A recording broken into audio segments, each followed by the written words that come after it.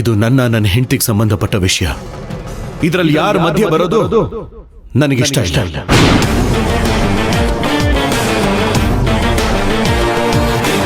ಮೂರು ಗಂಟು ಕಟ್ಟಿ ಸಪ್ತಪದಿ ತುಳಿದಿರೋದು 7 ಜನ್ಮಕ್ಕೂ ಜೊತೆಯಾಗಿರ್ಬೇಕು ಅಂತ. ಸಮಸ್ಯೆ ಬಂದಾಗ ಬಿಟ್ಟು ಹೋಗೋದಕ್ಕಲ್ಲ.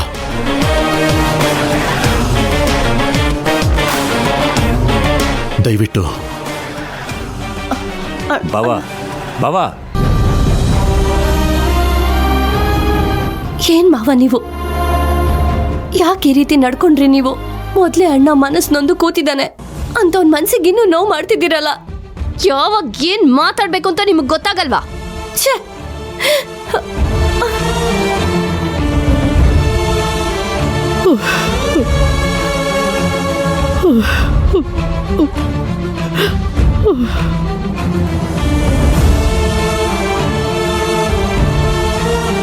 ಇಂದ್ರ, ನಮ್ಮ ಶಿವಣ್ಣ ಹಿಂಗೆ ಹೇಳ್ದ ಅಂತ. ಕೆಂಪ, ಇದನ್ನ ನೀನು ನನ್ನ ಹತ್ರ ಬಂದು ಹೇಳ್ಬೇಕಾ? ಆ ಪರಿಸ್ಥಿತಿಯಲ್ಲಿ ಯಾರೇ ಇದ್ದಿದ್ರು ಹೀಗೆ ನಡ್ಕೊಳ್ತಿದ್ರು. ನನಗೇನು ಬೇಜಾರಿಲ್ಲ ಕೆಂಪ.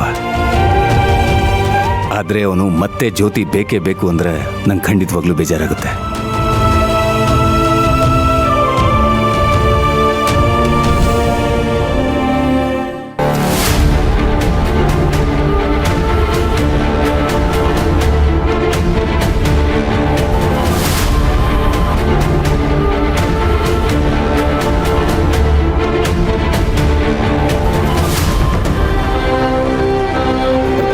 ಸರ್, ಜ್ಯೋತಿಗೆ ನೀವೇ ಬುದ್ಧಿ ಹೇಳಿ ಅವಳ ಸಂಸಾರ ಸರಿ ಮಾಡಿ ಸರ್.